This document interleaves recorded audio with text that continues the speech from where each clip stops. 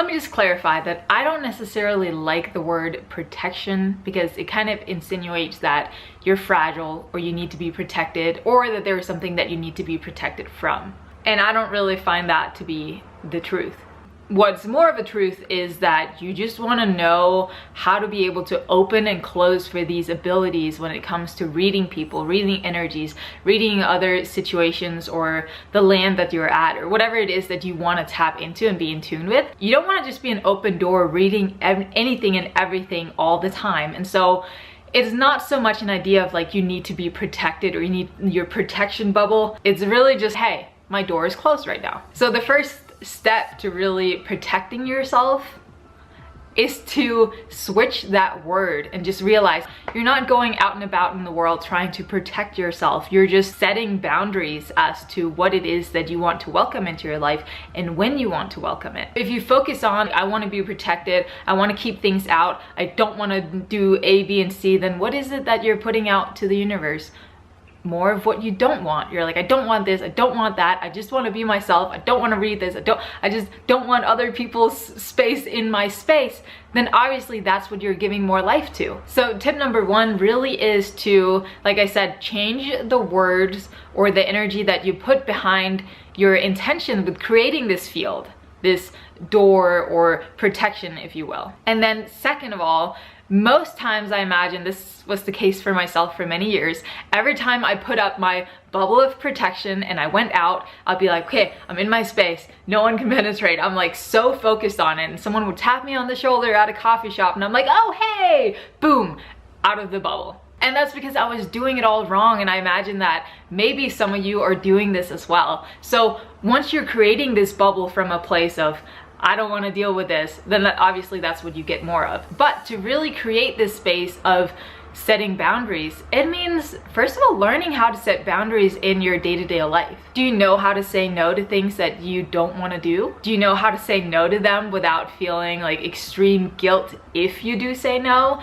Or do you just say yes to everything because you don't want to deal with conflict, you don't want to deal with the consequences of what that person might think of you if you were to say yes or no, or whatever the situation might be. So learning how to set boundaries is really a major foundation of learning how to protect yourself. We're just gonna use that word so I don't have to do this all the time. And while we're at it, if you haven't subscribed to my channel already, why don't you go ahead and do that, and also hit the notification bell and give this video a thumbs up if you're enjoying it so far. So a step you can take is to tune into yourself.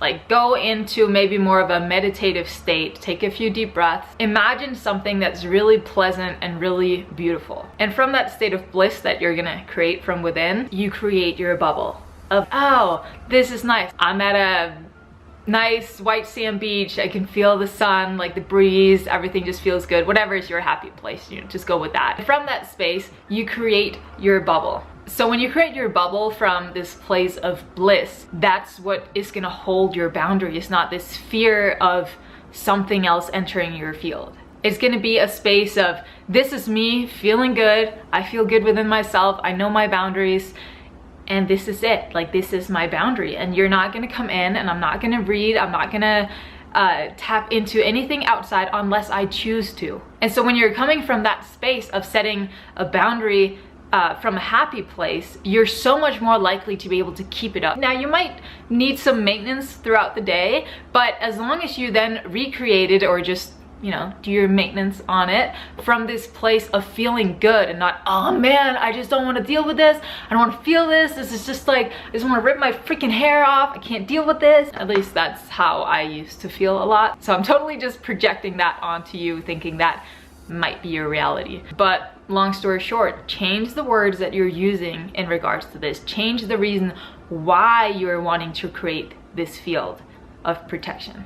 Change the way that you set it up so that you create it from a place of, I like my space, instead of, I don't want to deal with your space. I understand that as an empath, it can be incredibly, I notice myself having some resistance to that word, and I think it's really just because of the negative connotation that I feel like it has gotten over the, yeah. Anyways, we're just gonna go with it. As an empath, it can be hard to say no and learn how to set boundaries. Most empaths don't know how to set boundaries because we're so in tune with what that other person feels if you were to disappoint them, or if they were to experience some sort of disappointment based on what you said or how you reacted to them. And then all of a sudden it's like, did I just do that? Is that my fault? But it's not your fault. Like, how this other person reacts to your truth or your boundaries is not your responsibility. And I think it's one of the greatest lessons that you can take with you as an empath, is that you are not responsible for how other people react. Now, obviously there are ways that you can, forcefully, just be a mean prick, but that's not the intention. If you're coming from a place of love and your truth, then you're not responsible for how this other person reacts. They might just have a past story of disappointment and rejection and all kinds of things that come up for them, but that's not your responsibility. You can't take their pain away. And then if you end up feeling something, let's say you go out and your protection bubble is down and you feel these other people, just observe it as okay, that's what this person feels, cool. Maybe not so cool, but regardless, it's what this person is feeling. And then find out how to tap it back into yourself. So just know that whenever something comes up, learn how to go back into yourself. Like, what is your core? What is your center? I touched on that in my last video on tips for an empath and if you can trust your intuition. What does your core feel like? So when you're out and you feel this other person, just acknowledge that's yours. What do I feel like right now? Now, you may have this like wanting to go into savior mode and, oh, I want to take their pain away. How can I help them? But it's not your responsibility unless you want to.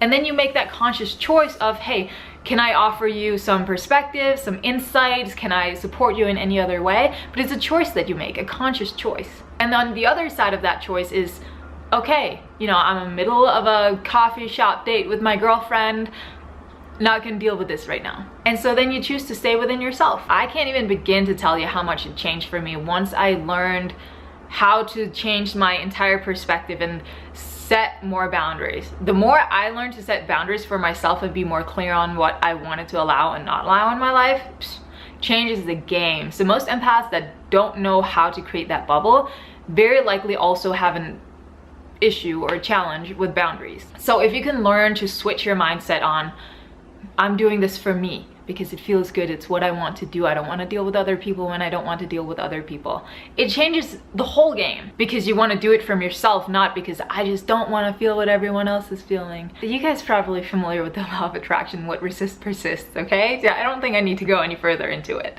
So change the way you think of it. Is it to protect yourself, or is it because you want to honor yourself?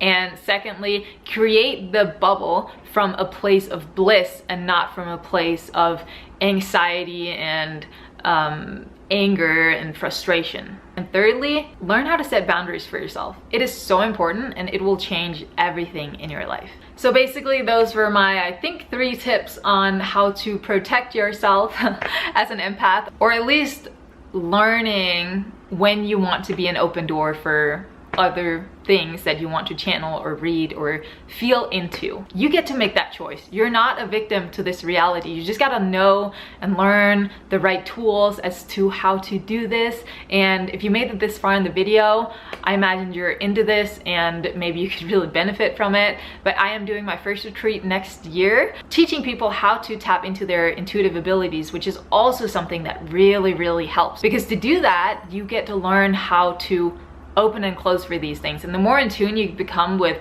all of your extrasensory abilities, the easier it becomes to pick and choose and close down and reopen when you want to. So check the link out below, and I really highly recommend that you join if there's more places. At this point of this video, I think we have 8 spots left. But yeah, don't forget to subscribe if you haven't already. Click the notification bell so that you don't miss any future videos. And also give this video a thumbs up if you enjoyed it, and stay tuned for the next one.